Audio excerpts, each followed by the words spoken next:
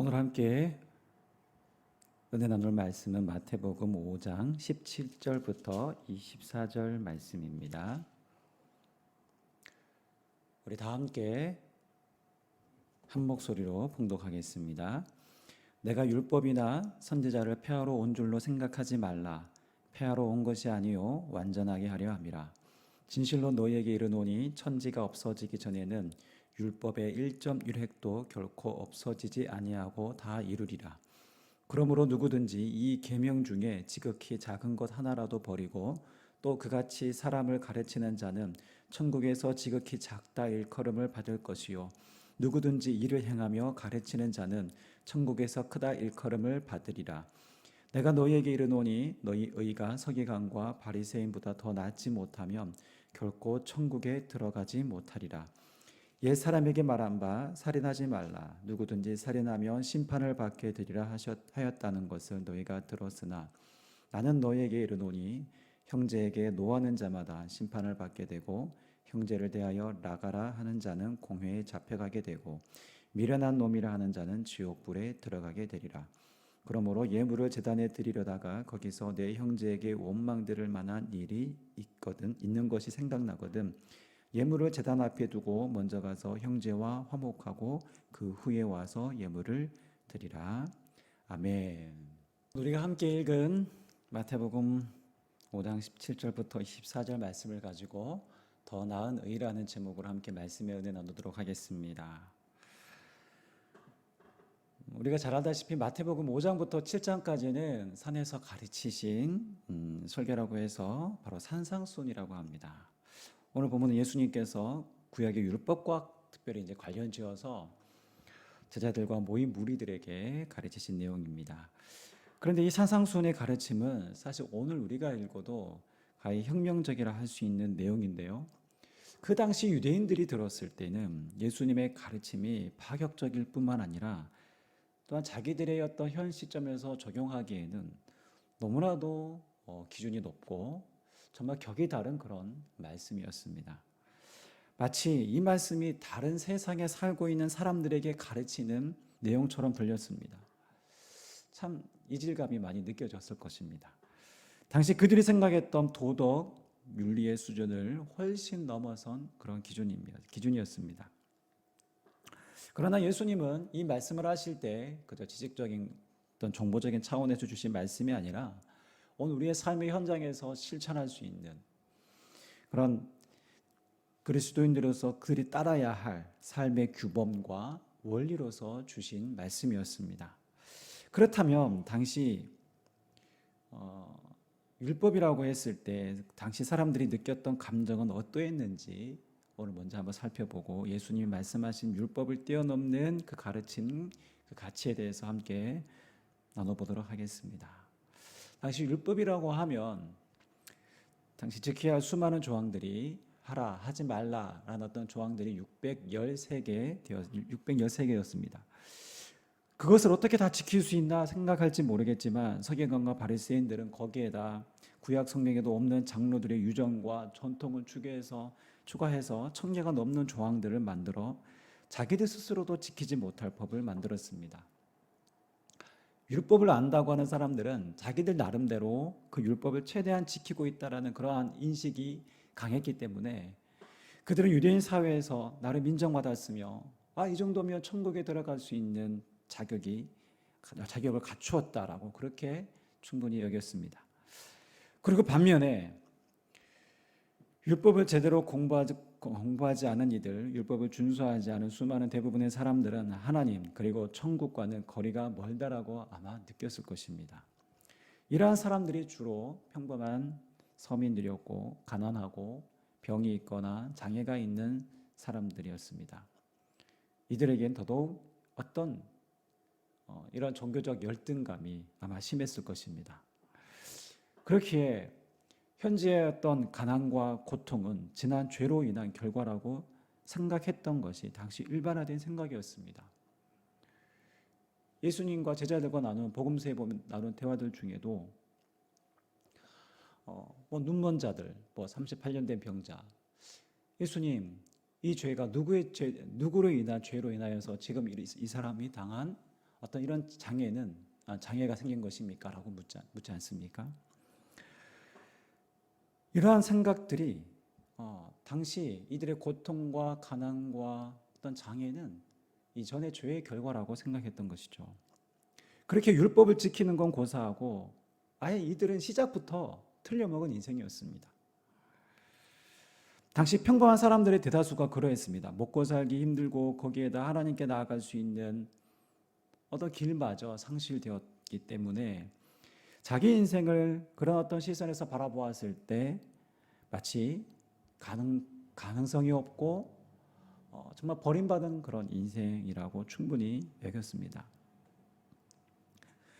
그런데 오늘 본문에 보시면 산상수훈에서 예수님이 율법에 대해서 접근하시고 가르치시는 어떤 방식은 기존의 유대인들이 어떤 가르치는 방식과는 차원이 달랐습니다. 어떻게 달랐을까요? 예수님은 율법의 단순한 어떤 외형, 지켜야 할 규칙, 규율 그런 어떤 것들보다도 예수님은 바로 율법 속에 담겨져 있는 그 의미와 그 본질을 더 강조하셨습니다. 하나님이 처음 이스라엘 백성들에게 이 율법을 주셨을 때 어떤 의도와 어떤 하나님의 뜻으로 주셨는지를 예수님은 충분히 간파하시면서 진정한 율법의 참된 의미를 자세하게 알려주셨습니다. 그렇게 그들이 예수님의 말씀을 들었을 때는 이전에 한 번도 들어보지 못한 놀라운 말씀이었습니다.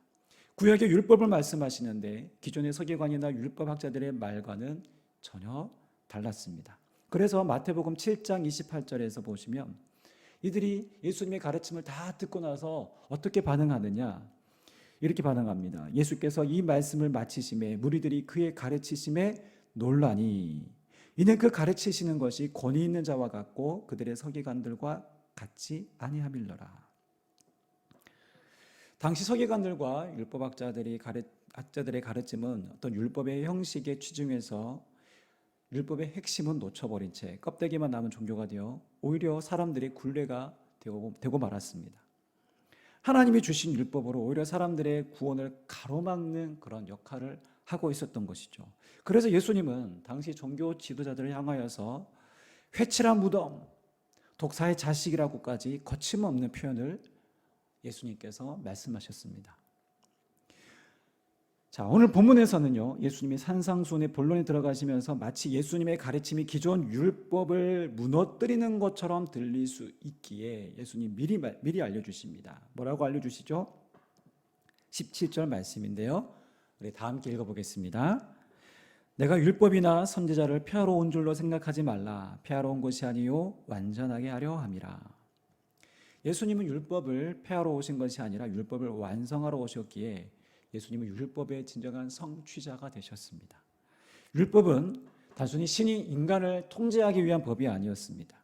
하나님이 모세에게 십계명을 포함한 율법을 주신 이유는 위로는 하나님을 사랑하고 옆으로 상호 모든 관계에서 서로 사랑하라고 주신 법이 바로 이 율법입니다.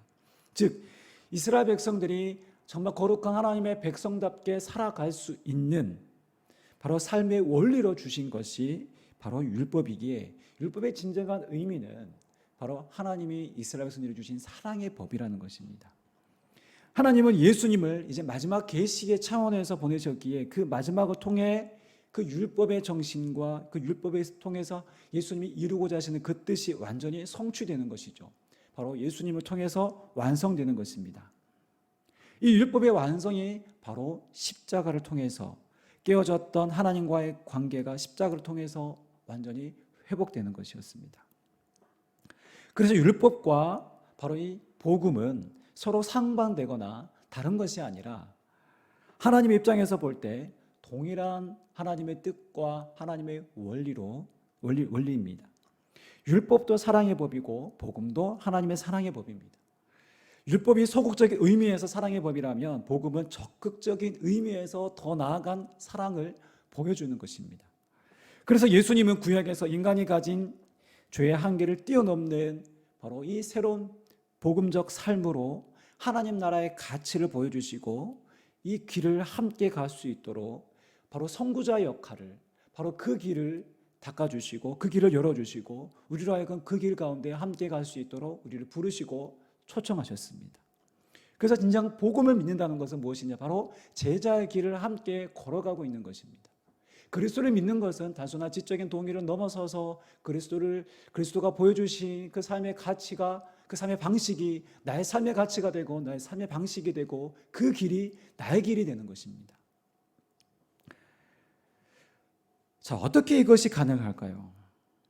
어떻게 우리가 새로운 삶으로, 하나님 나라의 그러한 삶으로 살아갈 수 있을까요? 바로 예수 그리스도 안에서, 예수 그리스도를 통해서 이 놀랍고도 새로운 삶이 가능하다는 것입니다.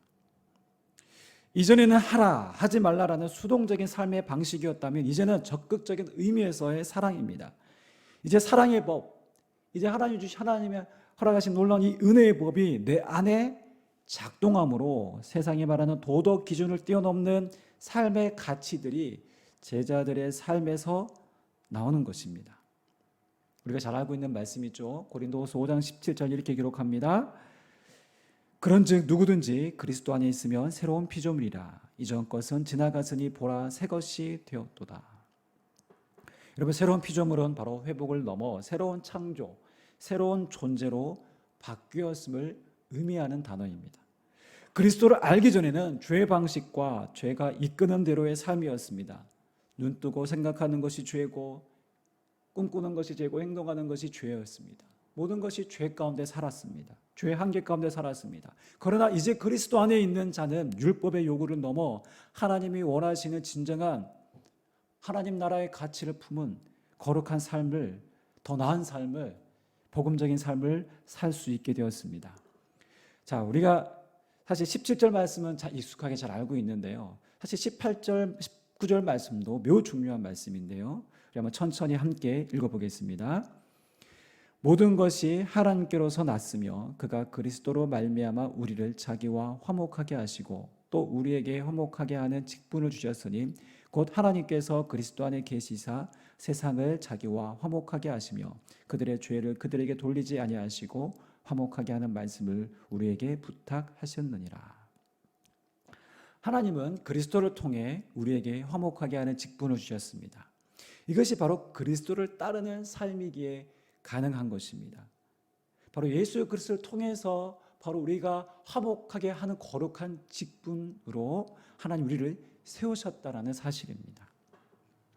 자, 그렇다면 이런 관점을 가지고 오늘 예수님이 하신 말씀을 보면 오늘 예수님이 말씀하신 이 율법을 뛰어넘는 이 가치는 때로 우리가 불가능해 보일지도 모르지만 사실은 이것은 불가능한 것이 아니라 오늘 우리의 삶에서 가능한 뿐만 아니라 이 복음적인 삶의 내용으로 살아가야 하고 또한 살아갈 수 있음을 예수님께서 우리에게 말씀하고 있는 것입니다. 자, 본문 20절에는요 이렇게 되어 있습니다. 다시 한번 읽어보겠습니다. 너희 의가 서기관과 바리새인보다 더 낫지 못하면 결코 천국에 들어가지 못하리라. 여기서 말씀하신 너희 의를 우리의 어떤 신앙적인 열심이랑 노력으로만 본다면 결코 우리의 의는 서기관과 바리새인보다 더 낫지 못합니다. 아니요, 더 나을 수 없습니다. 바리새인들의 열심은 타의 추종을 불허할 정도로 그들의 금식과 기도 생활, 안식일 규정, 또한 11조, 구제의 봉사 등 그들의 어떤 종교적 열심은요 정말 대단했습니다. 우리의 어떤 의를 입증하려고 하면 우리는 그들과 비교했을 때 우리의 지금의 열심은 아마 초라하게 짝이 없습니다. 아무것도 아닙니다. 당시 그들의 율법 준서는 최고의 의로 간주되고 사람들에게 인정받았습니다. 아마 이 정도면 그들 스스로도 우리 정도는 돼야 천국 가는데 문제없을 것이라고 스스로도 생각했습니다.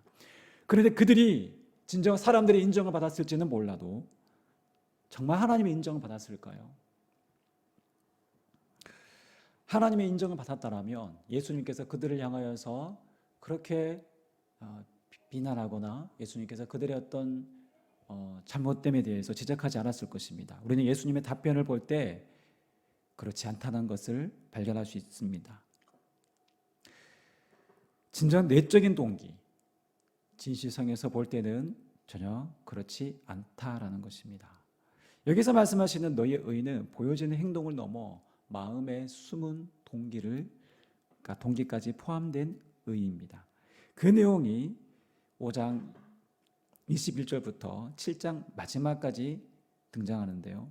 예수님은 구약의 율법을 소개하시면서 살인하지 말라, 간연하지 말라, 또 여러 보복에 관한 구약의 율법들을 가져오시면서 그것보다 그 율법보다 보다 나은 의를 설명하십니다. 예수님 율법을 폐하러 오지 않으셨다라고 말씀하셨습니다. 예수님 구약의 율법을 절대 부정하지 않으셨습니다. 오히려 더 나아가신 것이죠. 그래서 예수님은 보다 나은 의를 설명하십니다. 바로 이 보다 나은 의를 행하며 사는 것이 이제는 율법 안에 사는 자들이 아니라 이제 복음 안에 살고 예수 그리스도를 따르는 제자의 삶이라는 것을 우리에게 말씀하고 있는 것이죠. 오늘은 우리가 전체를 다 산상순의 말씀을 살펴볼 수는 없고 21절부터 24절까지의 내용으로 바로 살인하지 말라라는 이 십계명에 해당하는 이 부분만 우리가 함께 살펴보기를 원합니다. 여러분 구약 율법에서 살인하지 말라 이 살인은요 신체적 사람을 육체를 죽이는 살인을 의미합니다. 그런데 예수님은 더 나아가서 말로서 형제를 저주하고 욕하는 것 또한 살인이다라는 것을 엄중하게 경고하고 있는 오늘 말씀이죠. 22절에 보시면 형제에게 분노하는 사람 그리고 형제를 대하여 라가라 하는 자라고 되어 있는데 나가가 아니고 이 라가는 바로 그 아람어로 라카라는 말인데요. 이 말을 그대로 이제 음력해서 라가라고 되어 있는데요. 이 뜻이 뭐냐면 바로 바보, 얼간이, 이 돌대가리라고 그렇게 해석할 수 있습니다. 그러니까 너 같은 인간은 너 해도 안 돼 너는. 이 천치 바보 같은 너 같은 인간은 아무짝에도 쓸모없는 인간이야. 아주 이제 사람을 무시할 때 쓰는 표현이죠. 예수님은 이 구약의 율법보다 더 나아가셔서 형제에 대하여 말로서 이렇게 무시하는 모욕을 주는 것, 또한 언어 폭력에 해당하는 그 모든 것들, 이런 것들이 심판받을 행동이라고 강하게 말씀하십니다. 주님은 살인을 하지 말라는 정도가 아니라 내가 내뱉는 말 한마디조차 남에게 아픔과 상처를 줄 수 있다는 것을 늘 기억하고 생각하고 내 마음의 숨은 동기까지 살피라는 것입니다. 단순히 법을 지키고 내가 법에 저촉되는 행동을 하지 않았다는 것으로 끝나는 것이 아니라 내 안에 어떠한 마음의 동기고 있고 어떤 마음을 품었는지, 그것이 어떤 법의 처벌을 받지 않더라도 남에게 모욕감을 주었다면 그것은 곧 심판받을 행동이다라는 것입니다.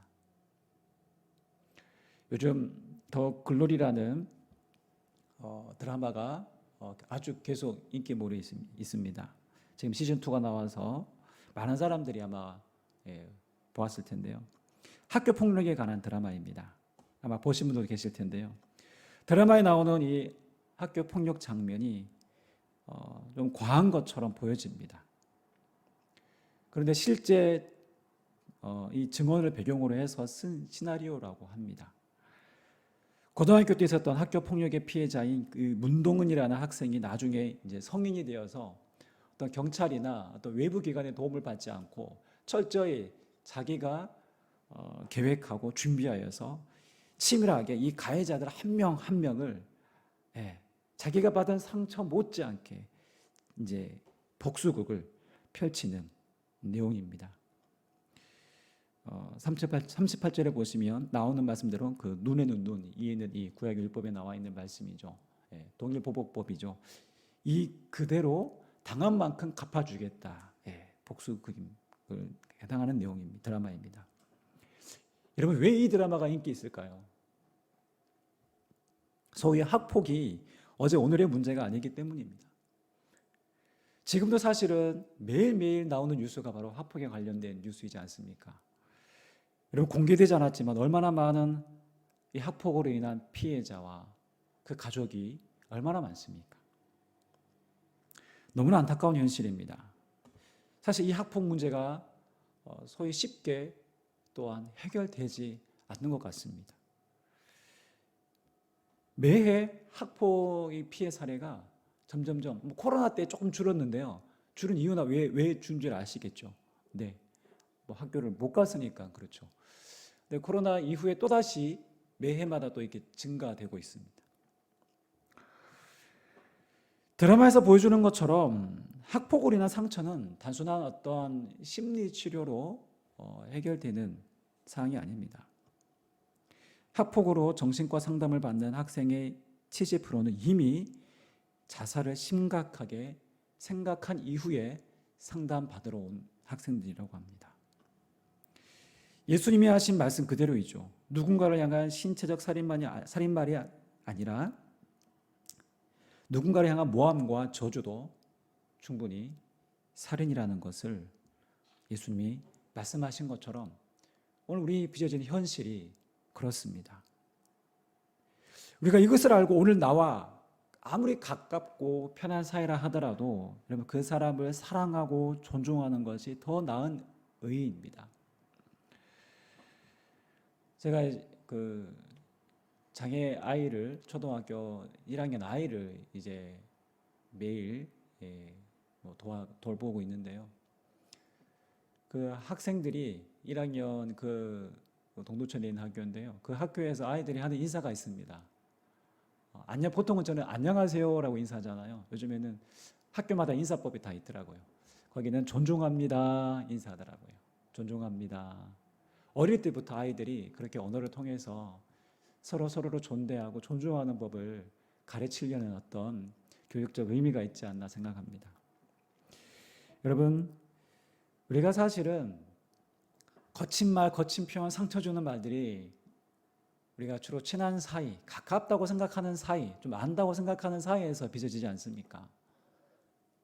부부관계 속에서 또 내 자녀와 부모관계 속에서 친한 친구 사이에서 또 직장 동료 사이에서 그러니까 가까운 사이에 보면 내가 편하다 생각하고 가깝다 생각해서 우리가 툭 나오는 말이 상처 주는 말들이 나올 때가 있습니다. 그러나 우리가 그 사람을 내 가까운 사람을 누구보다 존중하고 사랑하는 것 그것이 사실은 오늘 예수님께서 말씀하신 더 나은 의의입니다. 혹 나보다 약하고 좀 부족해 보이는 대상 앞에서도 그 사람을 인정하고 존중한다면 그 약자의 마음을 동일한 나의 마음으로 여기고 내가 그를 존대하고 사랑한다면 오늘 예수님 말씀하신 더 나은 의를 실천하고 있는 것입니다.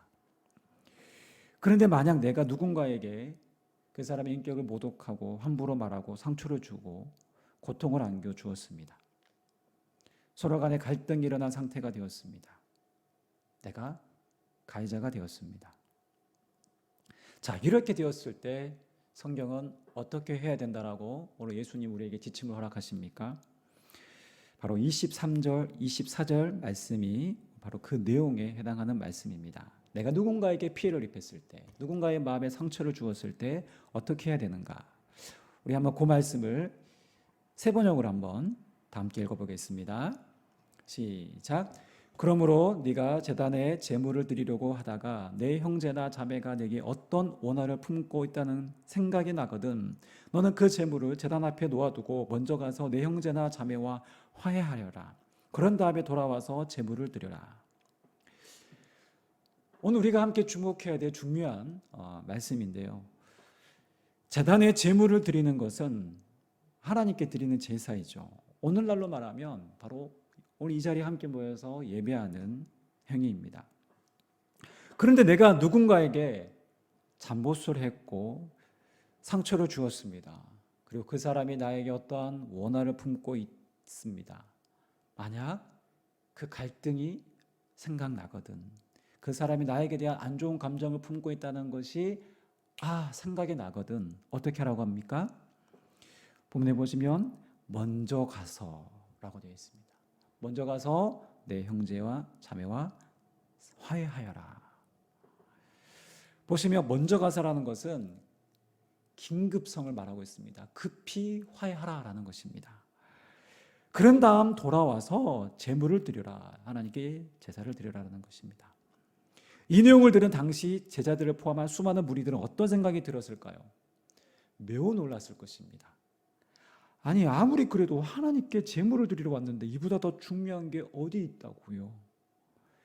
여러분, 유대인들에게 사실 예배보다 더 중요한 게 어디 있습니까? 마가복음 7장에 보시면 유대인들이 부모에게 공경하라는 말씀을 잘 지키지 못할 때 고르반이라고 해서 하나님께 대신 드리는 예물입니다, 이렇게 하면 부모 공경과 부모님께 마땅히 해야 할 도리를 하지 않아도 된다라고 그들 나름대로의 전통을 만들었습니다. 이 무슨 말입니까? 그만큼 그들이 하나님께 드리는 제사와 예배는 모든 것의 면책 사유가 되었습니다. 어찌 보면 부모를 공경하라는 이 중요한 십계명의 말씀조차도 이 예배로 다 가리울 수 있었습니다. 그의 어떤 율법에 대한 어떤 그들이 지키지 못한 부족함 또한 대신할 수 있었습니다. 그래서 부모를 공경하지 않았음에도 불구하고, 그 도리를 다하지 않았음에도 불구하고 고르반이라고 해서 하나님께 대신 제물을 드리면 이게 마치 퉁치는 것 같은 그런, 그래서 그만큼 그들이 하나님께 드린 제사 예배는 모든 것의 어떠한 면제 사유가 되었던 것입니다.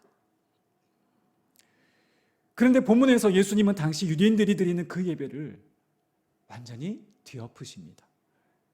먼저 화해하고 예배를 드리라라는 것입니다. 야, 나는 지금 하나님께 예물을 드리고 있어. 나는 지금 하나님께 거룩한 예배를 드리는 사람이야. 이런 종교적인 행위, 열심히 나의 거짓과 오만과 삶의 부정을, 죄악을 가려주지 않는다라는 것입니다. 오히려 그것은 거짓된 예배, 위선적인 예배라고 말하고 있는 것입니다. 하나님께 예배 드리러 왔는데 예배 먼저 드리고 그 이후에 관계 개선을 하면 되지 않습니까? 아마 이런 생각도 들었을 것입니다. 그런데 예수님의 말씀은 단호합니다. 먼저 화해하고 제사를 드려라. 하나님께 드리는 예배가 중요하지 않아서 예수님이 그렇게 말씀하셨나요? 그렇지 않습니다. 예사야서 49장 21절 말씀해 보면 이 백성은 내가 나를 위하여 지었나니 나의 찬송을 부르게 하려 함이니라. 하나님이 우리를 만드신 지으신 목적이 바로 하나님을 영광스럽게 찬양하며 그분을 예배하기 위해서 우리를 지으셨다라고 되어 있습니다. 하나님은 누구보다 우리의 예배를 받으시기를 원합니다. 하나님 우리 예배를 기뻐합니다. 그런데 중요한 것은 그 예배가 어떤 예배이냐라는 것입니다. 정말 내 마음의 중심이 주님을 향하고 그분을 사랑하고 있는가? 내 삶이 하나님 말씀에 순종함으로 드려지는 예배인가? 여러분, 오늘 우리가 이 자리에서 드리는 이 주일의 이 예배가 정말 하나님이 기뻐 받으신 예배가 되려면요, 매일의 주중의 삶 가운데에서 하나님을 향한, 또한 하나님 뜻대로 우리가 말씀대로 하나님을 사랑하고 이웃을 사랑하는 삶으로 살아왔을 때에 그 연장선상에서 오늘의 예배가 진정한 예배가 될 수 있는 것입니다. 삶과 우리의 예배는 결코 분리가 될 수 없는 것입니다. 바로 오늘의 예배가 내일의 어떤 우리의 삶의 일상의 삶의 모습과 다 연결되어 있는 것입니다. 그렇게 삶이 곧 예배인 것이죠. 그래서 내 삶이 하나님 말씀에 순종함으로 드리는 예배인가 매우 중요한 것입니다. 그래서 하나님 질문하십니다. 내 이웃을 함부로 대하고 상처를 주면서 나는 하나님께 거룩한 예배를 드린다는 것은 여러분 하나님 차원에서 있을 수 없습니다. 하나님은 그것을 예배라고 보시지 않는다라는 말씀입니다. 하나님은 그런 외식을 원하지 않으십니다. 하나님이 우리를 사랑하듯 동일하게 내가 상처를 준 그 한 영혼 또한 하나님은 동일하게 사랑하시기 때문에 그렇습니다. 그렇기에 그 사랑을, 내가 상처 준 사람을 찾아가서 용서를 구하고 관계 회복을 하라는 것입니다. 그것이 하나님이 드리는 예배와 결코 무관하지 않고 별개가 아니라 오히려 하나님께 드리는 예배는 곧 관계의 회복과 동일한 선상에 있다라는 것을 우리에게 말씀해 주는 것입니다.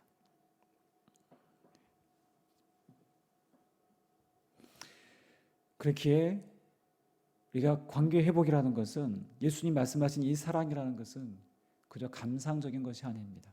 그저 뚱구름 잡듯이 모호한 것이 아닙니다. 매우 구체적으로 가서 표현하고 용서를 구하고 화해의 손을 내미는 것입니다. 진정 어린 사과를 통해서 관계가 회복되는 것이 바로 주님이 우리 가운데 원하시는 뜻이라는 것입니다. 제가 좀 전에 말씀드린 드라마를 다시 한번 말씀드리면, 그 드라마 더 글로리의 가해자 가 이름이 박연진인데요. 이 가해자인 박연진이 이제 피해자 문동은이 자기를 향해 복수한다라는 것을 이제 사실을 알게 됩니다. 그 정황들을 통해서 알았을 때 이 박연진이 이런 대사를 합니다. 제가 한번 읽어보겠습니다. 진심 어린 사과? 뭐 그런 거 받자고 이러는 거 아니지? 마치 화해를 비꼬듯이 하는 대사입니다.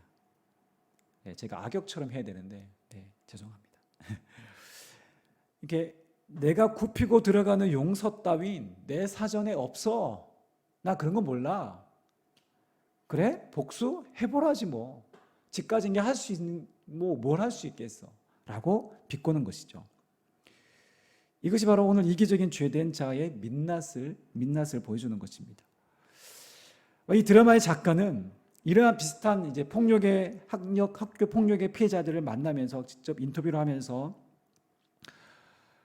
이제 들었던 내용이 진정으로 말하는 것이 어떤 물질적인 것이 아니라 진심 어린 사과인데 많은 피해자들이 그 사과조차 제대로 받지 못했다는 것을 이 드라마 대사에 담고 싶었다고 합니다.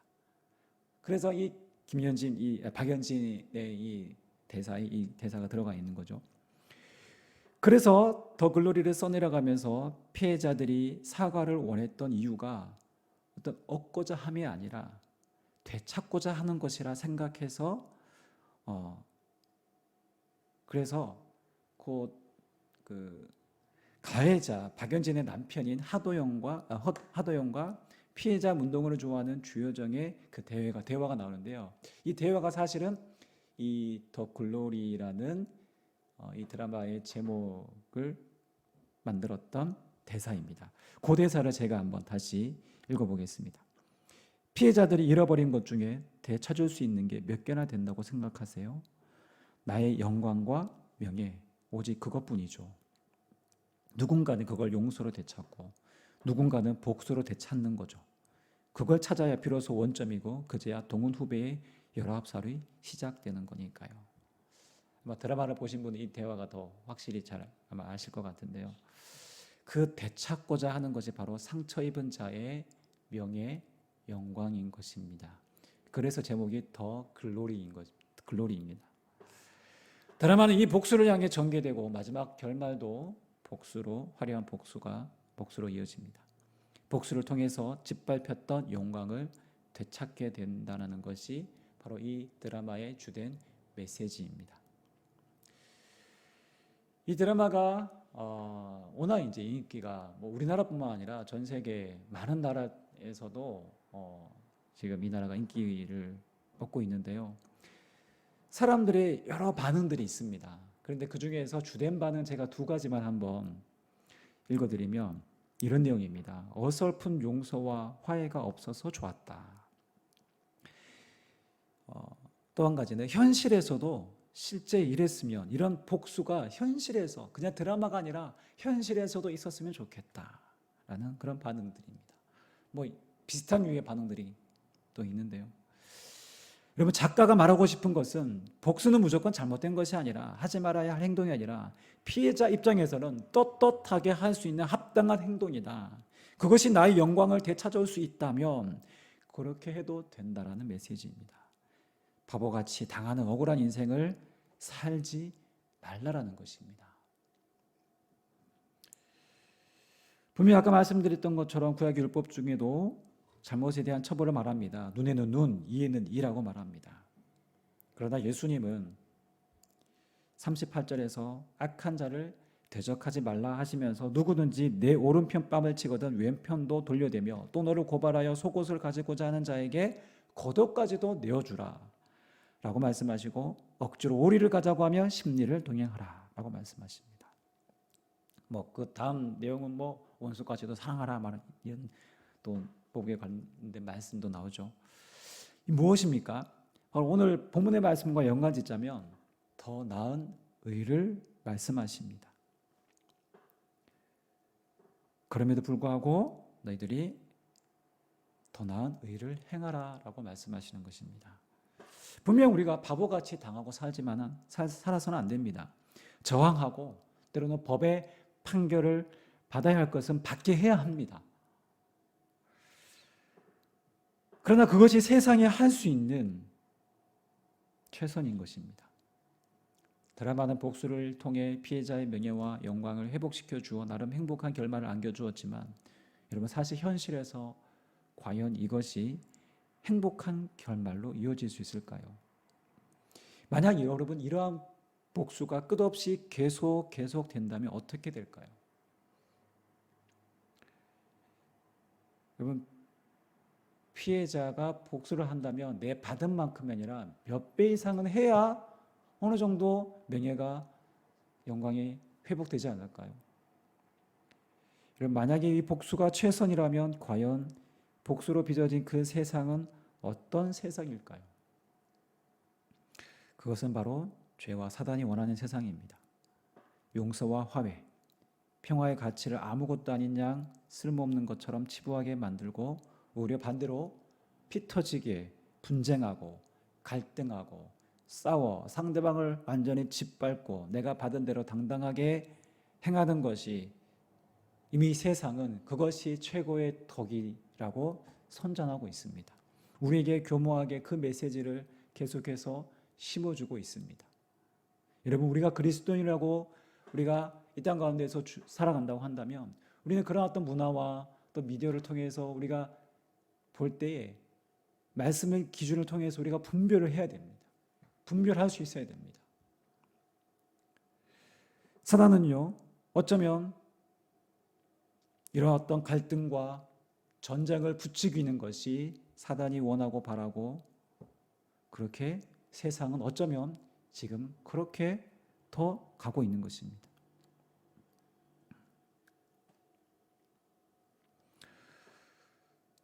그럼에도 불구하고 예수님은 오늘 마태복음 5장에서 나오는 이 산상수훈의 말씀을 예수님은 삶에서, 예수님은 단순히 제자들에게 가르치고 이 말씀이 끝난 것이 아니라 예수님은 이 산상수훈의 말씀대로 직접 몸소 살아가셨습니다. 예수님은 고스란히 자신의 인생을 통하여서 우리에게 이 삶이 가능하며 또한 이렇게 살아야 됨을 우리에게 말씀하고 계셨습니다. 예수님은 바보같이 당하셨고 사실 사람들에게 침뱉음을 당하시고 예수님은 그렇게 짓밟히셨습니다. 이 땅에 인간의 몸을 입고 오신 하나님이십니다. 그분이 온갖 상처와 모함과 저주를 다 받으시고 정말 사람들이 바라던 기대마저 모두 다 무너진 채 허무하게 예수님은 십자가에 돌아가셔야 했습니다.